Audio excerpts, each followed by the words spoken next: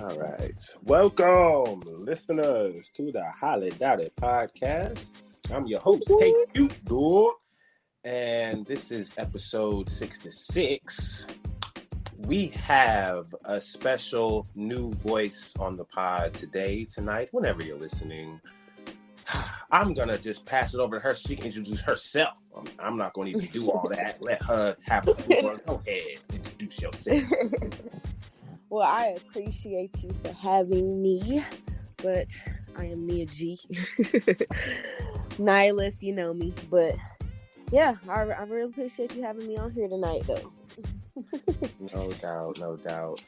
Cam and Whitley, we're not able to make this episode, so the pod must go on. We have to keep the content rolling, and NiaGee was so helpful and wonderful to help come for this episode. So yes, we're gonna get into her a little bit, just for a little bit. So y'all, saying, this ain't just a one-time thing. She gonna be on more. You gonna get to know her more. So we're gonna get into her a little bit, and then we got topics, y'all. We got topics, heavy topics, topics that I've been wanting to get into for a minute. And, yeah. I know NiaGee has strong opinions as well. But yeah, let's get into it. Before we get into it. Okay. A little bit about yourself, where you from, what you do, passion, give me a little something. So I am from Forest City, North Carolina. Right now, I just dropped my single Daughter's Cry. I am currently working on, new music, so stay tuned for that. But other than that, I'm just, working on music and my craft, and yeah, here I am. Oh, no doubt. Yeah, we're gonna definitely talk more in more segues, because she'll be on more and we'll talk more. But let's get into these topics, shall we? As the way this podcast works, you are the new voice, the new special voice, so you get to pick the first topic.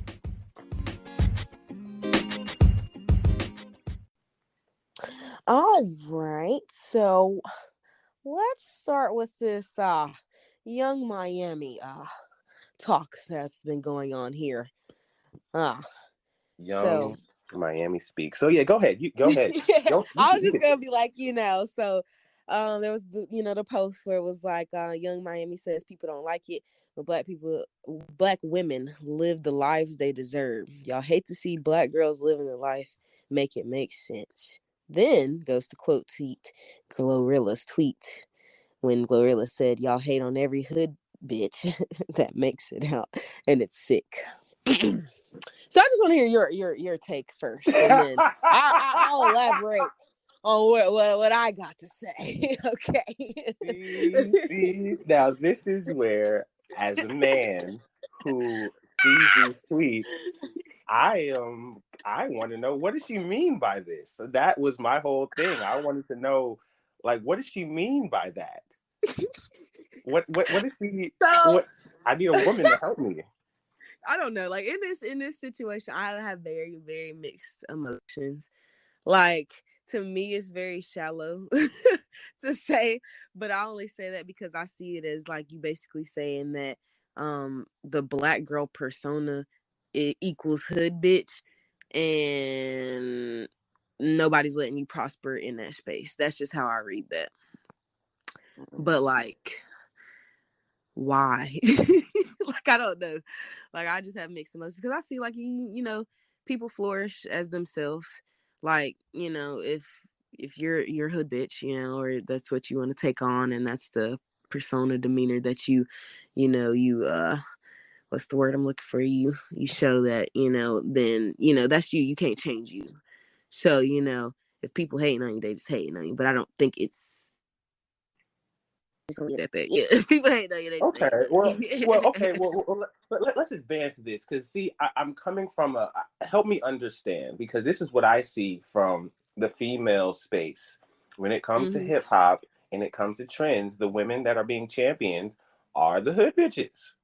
Those are the ones, the city girls, the sexy reds, the hood bitch. I'm that bitch, rich, but I'm her. So that is what all the females are. Well, in my man brain, I'm assuming that all the girls are with this, because I rarely see girls who are not with this type of mentality or uh this trend that's going on. Right. I guess because I can't have, I guess, the same mind because I'm not a trend follower. Like, you know what I'm saying? Like, I look at it more of, like I said before, like they're just, being themselves. And I like, if I felt like, because I don't know, I like them, I don't know. Like, I don't have a problem with Young Lion. I don't have a problem with Glorilla. I don't have a problem with like Sexy Red. You know what I'm saying? But I would technically never probably do, say, or act and go about things the way they do.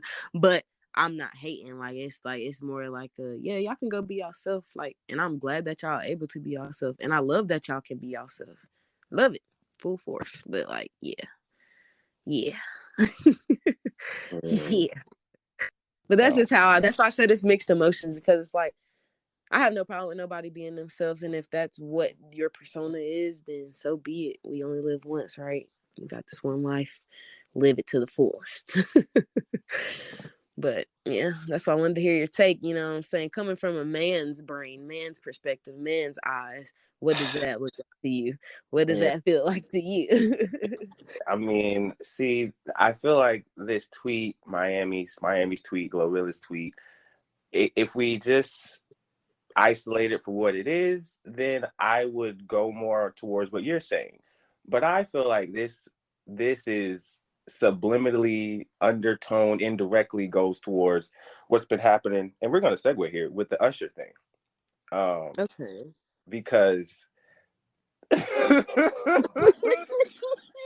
Boosie done said it in the live, and I didn't send it to you, but I saw it, and he said, "Man, Usher got all y'all niggas in a chokehold.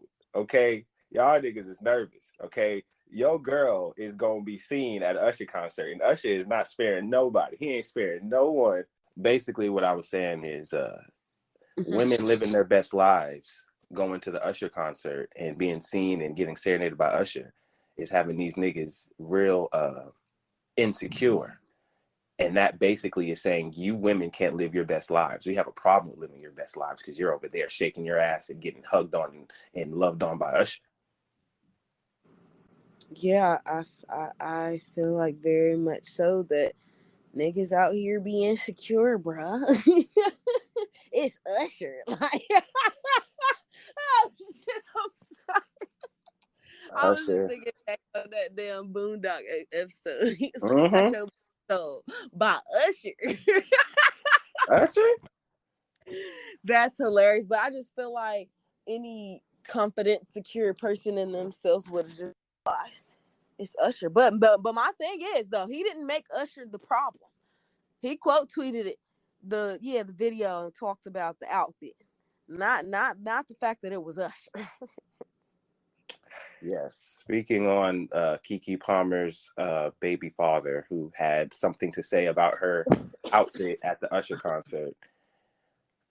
And this was, this was where I keep on forgetting all the sources, but it wasn't like a news source. It was like an Instagram post. But Mm-hmm. basically, dude was saying, the men are all upset at the baby father, not because of how he felt. You feel how you feel. You say what you got to say. That's fine. But now you done said what you done said, and now you done got every single woman on the timeline talking about, see, this is why women can't have nothing. This is why women can't live life. These are bum ass niggas just be hating.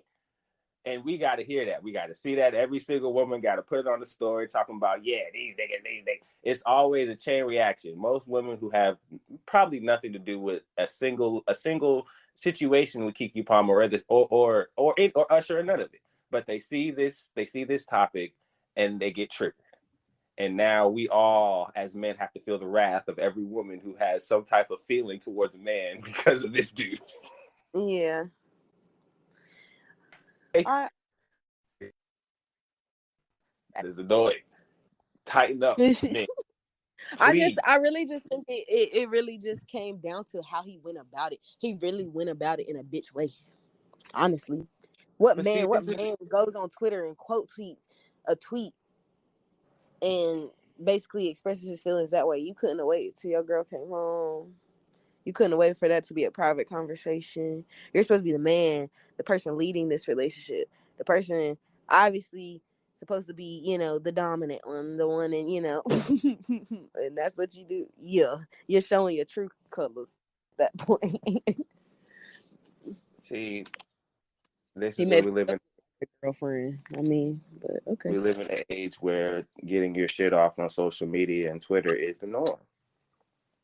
If the girls can do it, why can't the guys do it? What's But wrong that's with the this thing. double standard? We can't. No matter what it's about, nobody can really get their shit off. Somebody always got something to say. Let me go on there and pose that something remotely anything close to being sad. It's, why don't you go get a bag? Why don't you worry about something else? Why you always put in? Why you always crying this? Why you da-da-da-da-da? That's what I don't understand. But yeah, it is what it is. How's your kids? How's your wife? How's your girlfriends? How's your baby mamas? If she going to Usher's concert, you might as well just turn off your phone for the weekend, okay? But I'm not gonna be fully biased. I can say that there's a certain couth that I would have, being a celebrity and being in that spotlight and having a man and being a fresh mother. I wouldn't have hugged all on Usher like that. I would have vibed to his music. You know what I'm saying? He could have sang in my face if he wanted to, but I just would not have grabbed that man around his neck, looked him closely in the eyes. I wouldn't have did all of that. That's too intimate for me. Fantasy, living out your fantasy. It is.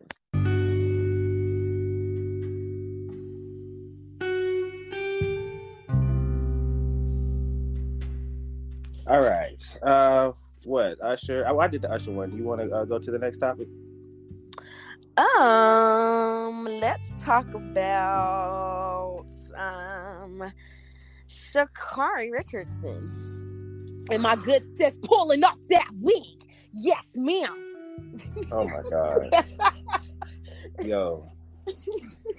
I have no problem. Let me start. Okay, See, this please. This is where because I'm not even coming at it from a fucked all that.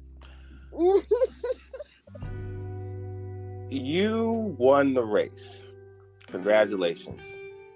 If you did not win that race, you would look crazy. But that's what makes her her. Mm-hmm. Because we're talking about hypotheticals that could have happened, but it didn't. She did win. We're not gonna downplay. We're not gonna bring up what didn't happen. We're not about to downplay my good sis. I feel like she purposely did that shit because everybody always talking their shit, and she did that shit to, because she got a freshly braided down hairstyle. Like that shit had a line on the side. It was a star on the side of her head. It looked good. Yeah. Yeah. So I feel like it was purposeful for her to have that orange raggedy looking wig on, pulling it off, and then be the freshly hairstyle that she had on, and then she won and she beat everybody. So props to my sis. I ain't got much to say on that. All right, see, this is where I don't care. I'm athlete first, okay? Don't care what the gender is. I'm athlete first. All right, now, Sha'Carri. All right, you listen. You have and it's not a negative way. You have a reputation of having antics before you start your races, and when you win, it's a nice highlight reel. It's a nice video. I say this right because literally last night I was at the studio and I was watching her races. I watched her win. I watched the 100. I watched the 200. She didn't win the 200, right? But she was in that race, and that was after. Obviously, the wig wasn't on anymore. But she won the 100, right? That's where the whole clip happened, and I was like, all right, shout out to you. And then the 200 happened, and this is where I'm saying, all right. You doing this stuff and it's nice and it's good, but last time when she first came on the scene, and she was not saying it's a bad thing. You have your unique style of how you approach the game of track, but when you lose and all of the things that you do leading up to the race seems like something else rather than hype or whatever, and you lose to whoever to your left or your right, and she just really was doing some regular shit, that's where it's like, all right, how much of the extra is necessary for you to win these races. That goes across the board, across who it is and what they do, not anything about her being a woman or nothing like that. I say this with athletes as well who do other things that are not necessarily necessary, but when you are a winner and when you are highly recognized and it comes out in your favor, there's nothing to say. But I can remember, like, her very first or couple races like that. Was she really doing things like she just did in this video? Or were people talking about the fact that she got a wig on, the fact that she got her nails done, the fact that her lashes are done, the fact that she got a whole face full beat just to run? Why does that matter? So I just feel like it's showing everybody that I can be in my beautiful, black, authentic self and still whoop everybody motherfucking ass. So who gonna say something? That's how I look at that. Cause that's how I remember this. I don't remember her always doing like little antics and little things like that. Like I remember it started her being good, winning, but also face beat, lashes, wig, nails. But that was the problem. Why? Not a problem at all. Right? If anything, no, not a problem at all, right? Well, it shouldn't. As long as you're winning. Why does that have to be the stipulation? As long as you're winning. Well, I mean, I'm being stern in this take, but I'm not really trying to be like I'm not trying to sound biased. Yeah. Like in terms of your competition, the ladies to your left and your right, in terms of how they prepare for the race. I mean, in terms of what they do, their nails are not done, their hair's not done. If anything, their hair is wrapped up, braided up, in a way to where it's everything stuck to their body, aerodynamic. You know what I'm saying? You do the science in terms of how you do, but you try to have as much hanging off of you as possible, right? Nails in terms of having your hands on the track, in terms of getting your feet, your hands. You know what I'm saying? There's just certain things that would there's just certain things that are not necessary for a race to where extra things on you is not going to necessarily make you faster. So I'm not slighting her style. Her style is her style. What I am saying on a realistic level is if she was not winning, then it would be something of, it would be more, it's already a conversation. Let's get that out the way. I already understand that. But for the aspect of her winning, it's a part of it. That's who she is. As soon as it comes to part where she's coming in third, coming in fourth, coming in fifth, coming in last, but she has the newest wig, newest nails, newest trend, newest outfit, flashiest style, but you're not producing on the track. What's more important, your image in the lanes or your actual numbers on the track? What's the difference between her and Angel Reese?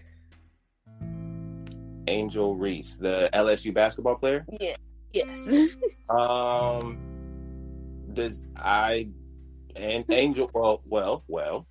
I'm not familiar with Angel Reese outside of her incident with that one other basketball player, and gotcha. She was seen as overly aggressive or unsportsmanlike. In terms of her style, if she has the same type of flashiness when she comes on the court like Sha'Carri, then even in that, it's basketball. But see, that's the part where I don't know what point you're making. So that's why I'm gonna step off, because I don't know, the resemblance in totality. Okay, touche. I don't have nothing to say about it. But no, I want her to keep winning. I want her to go back to the Olympics. I want her definitely to show up for the U.S. and I want her to win. But just be a bald head. It ain't about being bald headed. She look beautiful when she and looking like a mole rat in the face. Yeah, I was playing. But all right. Fuck it. That's when you'll support. But that's when you'll look like. Listen, they all like. Listen, all right. Here's where I'm gonna take the bait. Fuck it. Yes, okay. All of the other girls do not look like you or do other things like that, and they are just fine. If not, they're the qualifying champions. XYZ. Why you gotta do all that? Why you gotta look all extra? Why your hair gotta be done? Why your nails gotta be did? We ain't gotta do that. And that's why we call her Sha'Carri Richardson and not all them other bitches. Okay. No, but see, all right. I wasn't gonna just act like that wasn't in me. I felt that. Fine. You brought yourself to that one though. No, It's fine. I understand. We can definitely bring this conversation to the booty, man. We can lighten the conversation with the booty, man. Well, see, foolish. As you know, listeners, I'm all about foolishness. This is a foolishness pod all around. Don't look. It's foolishness. Where is it? Yes. If I able to continue, to be in this space, y'all will see that I'm a fool. Okay, we gonna laugh, but also be serious, but also have opinions. Okay. Of the Holly Data podcast, damn it. All right. Fleece booty was released from prison after serving 44 years. He married a woman, but still misses, you guessed it, booty. So if you guys don't know who Fleece Johnson is, he was notorious for the portrayal off of the Boondocks episode, The Booty Warrior. This is the real guy, right? So he was in jail when he was 14. He's been released, and he was interviewed, and the interviewer just couldn't help himself but to ask him the question that we all wanted to know. And before he finished the question, the man answered. He said, yes, I still miss booty. I miss booty. Yes, I'm married, but I still miss booty. I'm always going to think about booty. Booty is always going to be on my mind. I'm sorry, that is not funny. It's really not funny because it's really sad that I feel like that the only reason why he thinks that way, or has maneuvered into that space, is because he was 14. That's all he knew. He went in there and that was all he knew. So we can't blame this man. We can't do that to my boy. But at the same time too, even if he's married now, right? Got a whole wife, right? Mm-hmm. She got a booty. So is it really the booty that you're missing? It drops Mike because questions ain't answered. Because I don't know. That's the part that's just not sitting right with me. Maybe. You like booty. Maybe. See, and this is where I was quiet at first with you, but now I will talk. Okay, good. Maybe the wife doesn't do anal.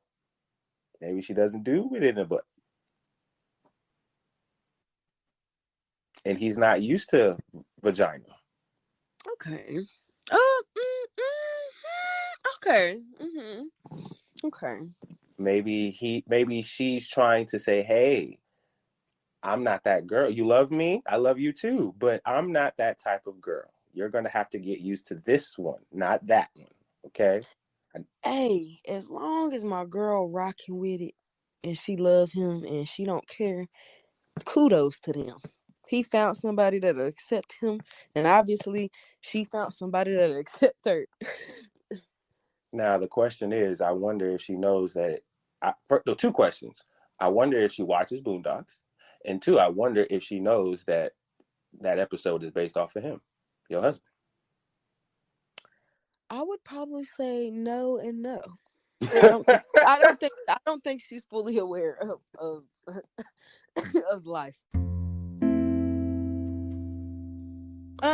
So what you want to talk about next? You got it.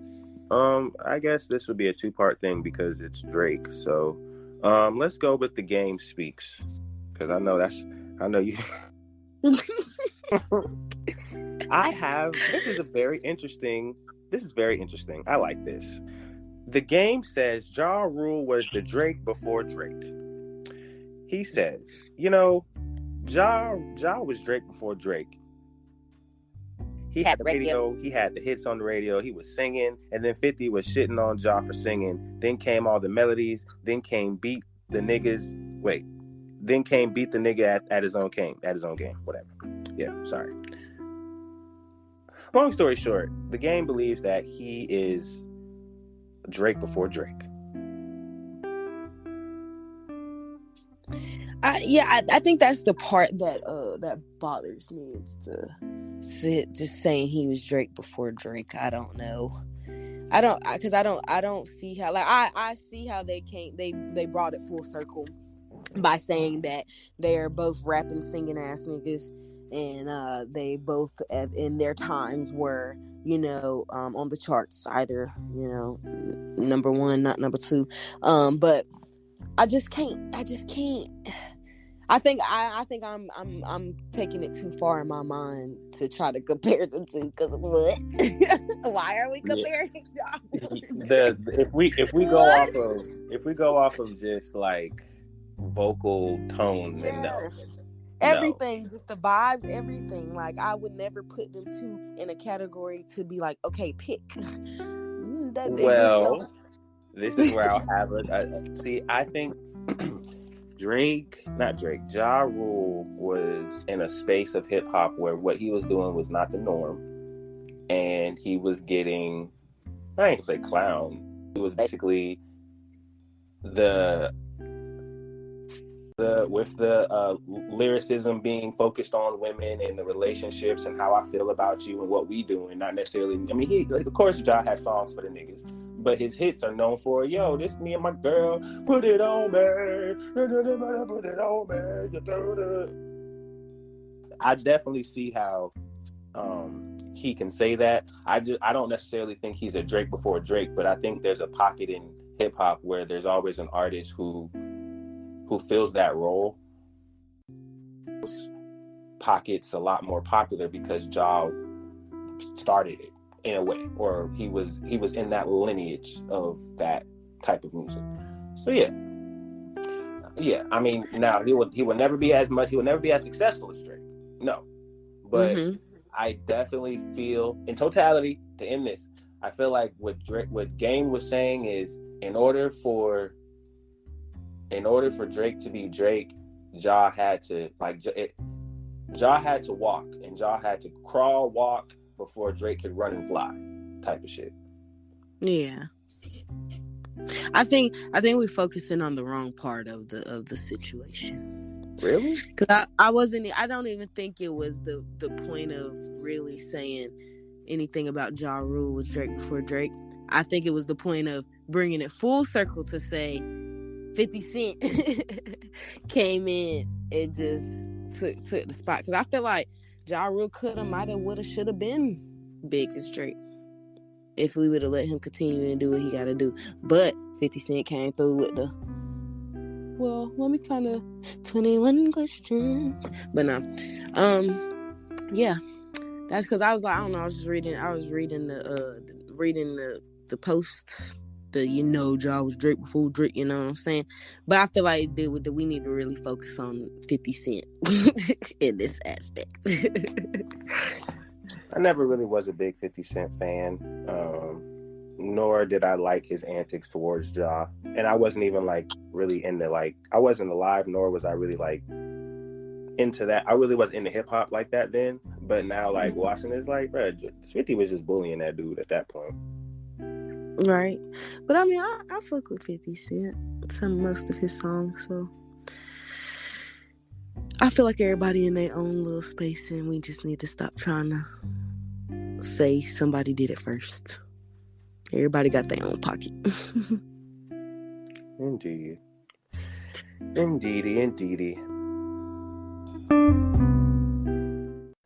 And this will segue into actual Drake, because he's on tour. Life is a Blur.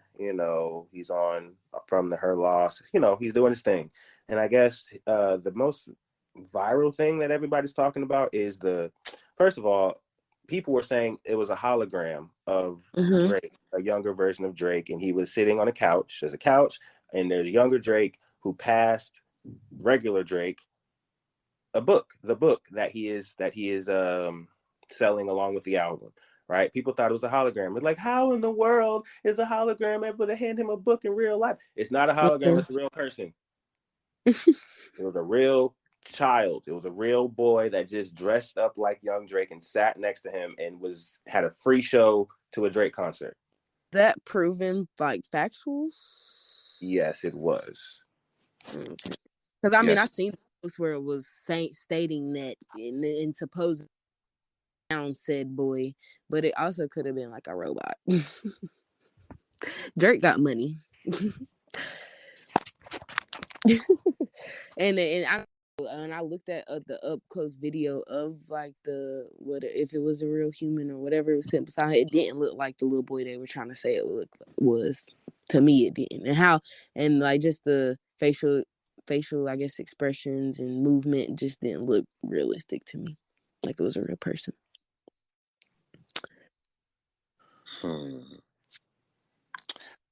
Not hologram, but definitely robot. Definitely clone. Definitely this could be Drake performing on stage and he's chilling at home. You know what I'm saying? Like, yeah. But you never know. Never know. Well, I like the concept. It's a very nice concept to definitely have the younger you sitting with the current you and just talking about what's, I feel like in a way, aside from all that robotic AI stuff, I think that's I like that concept as a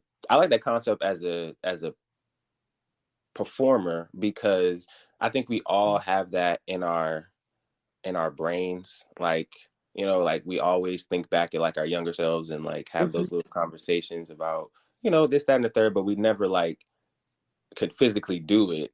But for him to have that concept as a stage, as a tour, that I think that's pretty cool. I think that's pretty dope. You could definitely sing your songs, and I mean, I'm gonna lean towards. See, this is where we have to. Who is it a real clone or is it a boy? I need to know, because I don't want to sound misinformed. Right. I definitely need to figure that out. See, I want to know. I need to know before I continue to talk, because I've already got a listener who's already got on my ass about being right and wrong. And let's just say, hypothetically speaking, this is a real boy. He had one job. You just sit there and bob your head. You sit there and you bob your head, and you put on these clothes and you enjoy the Drake show. All right. And you just rehearse some of these lines. Just sing along with me on a couple lines to make it feel like it's really me, But no, I just noticed that like when you're Drake, whoever you do anything with, you're changing their life. So I just realized that. But I just noticed that her loss, the girl's face who's on her loss, she is not really a singer. She ain't, she's a model. She does things. But as soon as her ass was on Drake's album, her following skyrocketed out the damn roof. She took one picture, and it's over. This boy, if he's a real boy, is on tour with Drake, sitting on the couch for months, bobbing his head to Drake. And I promise you, when he gets off that damn tour, he gonna have hella jobs waiting for him. Thanks. I see a where they supposedly had like a thread of like somebody saying like, that's blah blah blah son that was up there on stage with Drake. This is him, and then sent a picture. So it might have been a real boy. Most definitely. But when I look at the video, it doesn't. But we'll never know at this point. All right. Let's see. Hold on. We might. All right. Here we go. As part of the show, Drake appears to interact with and perform alongside a younger version of himself. Many people assumed that this was some sort of hologram, primarily based on some uncanny resemblance that they held to a young Drake. Why does it keep doing that? Stop. However, people should have realized that maybe it was not a hologram when it handed a physical book. Holograms are not able to create hard light constructs, at least in the year 2023. Furthermore, many people pointed out that if it was a hologram, it really looked nothing like a young. However, it was later revealed that it was, in fact, just some guy and not a hologram. I'm going to watch the video one more time. This is from Hot New Hip Hop. So, yes. Maybe not. So shout out to you, young boy, who had the slightest resemblance of Drake and decided to sit down. Yeah. All right.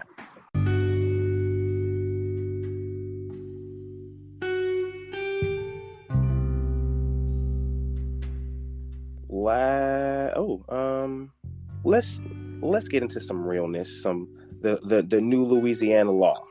Okay. Mm-hmm. So, starting July 1st, 2024, a new Louisiana law will require kids under 16 to get parent approval to access social media. You can be fined up to $2,500 for each violation. I feel like the fine a little bit excessive, but I feel like it's a great law to have. Even though I made the joke that I made earlier about it, still like I want to know the purpose. I guess I need to know the purpose, the mission, the goal for this before I really speak my mind. Do you know that in detail?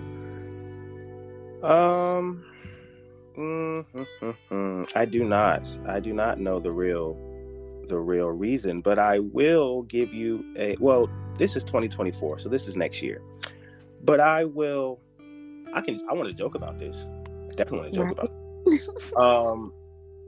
Yeah, sorry. That is a real thing that's happening. I will find more information on it after I do my joke. This is Zion Williamson's fault. Oh God. This is Zion's fault. I blame Zion. All right, y'all been knowing what the hell he been doing up in these New Orleans streets, and he's fucking it up for everybody else, all the way down to the children.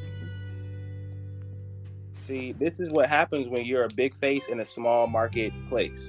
Not saying Louisiana is not a place that people want to go to and have fun and enjoy food and enjoy tourism, but in terms of what I'm saying in this jokingly segment, Zion is the mayor and the face, and you fucking it up for everybody because of you and your tweets.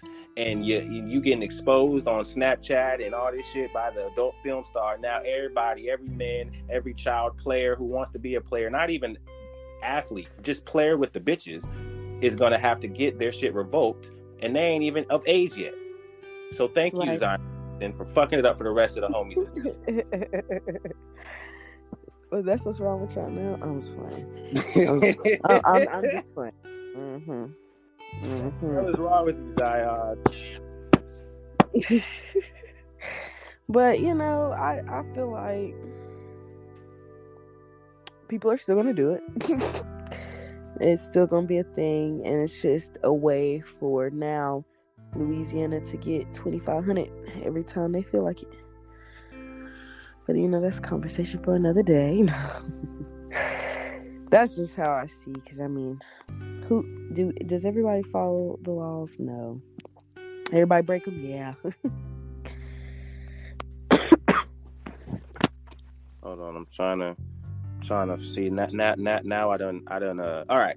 Minors in Louisiana will need parental permission before accessing social media accounts. State Senate Patrick McMath authored SB 162, which states children ages 16 and younger must have consent from a parent or legal guardian to have social media account. Governor John Bell Edwards signed the bill. Now, are we just limiting social media to just Facebook, TikTok, Instagram, Snap, or also YouTube and other things like that? Let us see. I guess this article is from brproud.com. Okay.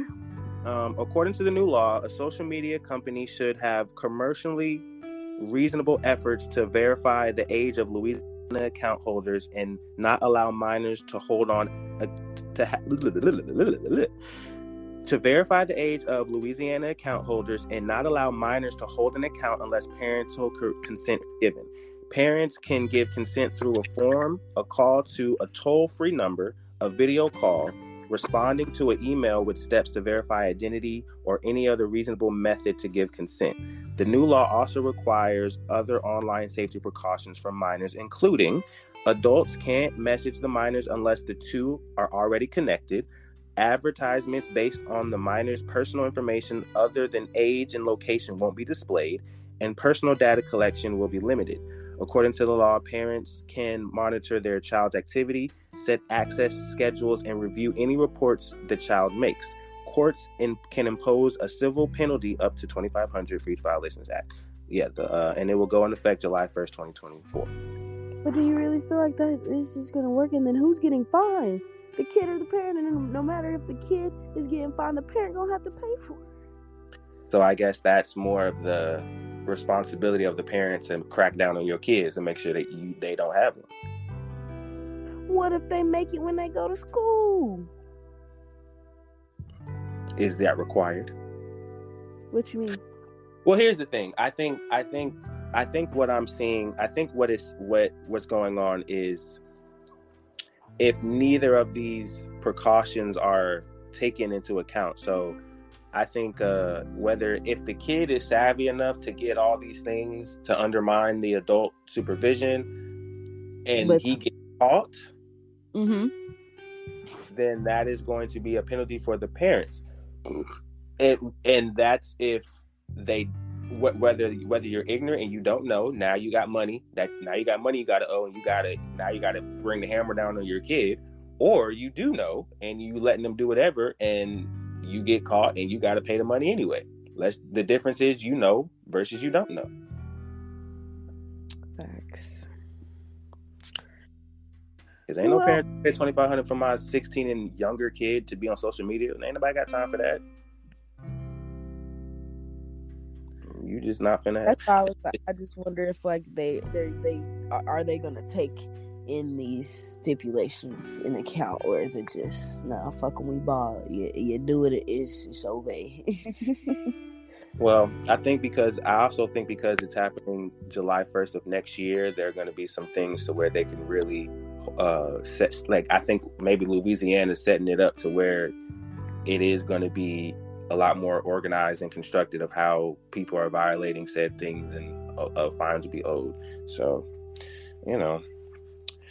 shout out to the teenage kids. You now have to live with these type of laws because I ain't worried about this, and other parents who have kids older than 16 in Louisiana ain't got to worry about this. So it's a very specific group of parents who have to deal with this law.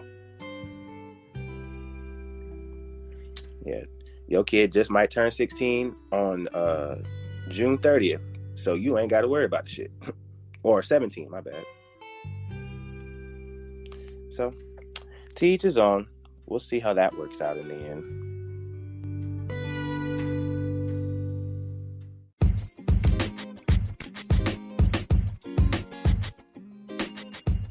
NiaGee had to step out, but it's all good. She will return, and we will get to know her more in detail, and we'll have her own little bonus episode, so we can get to know her and her life and her career in a deep dive segment. But again, I thank you guys for listening to episode 66 of the High Dotted Podcast episode. Again, I'm your host, KQ Dog. I'm out.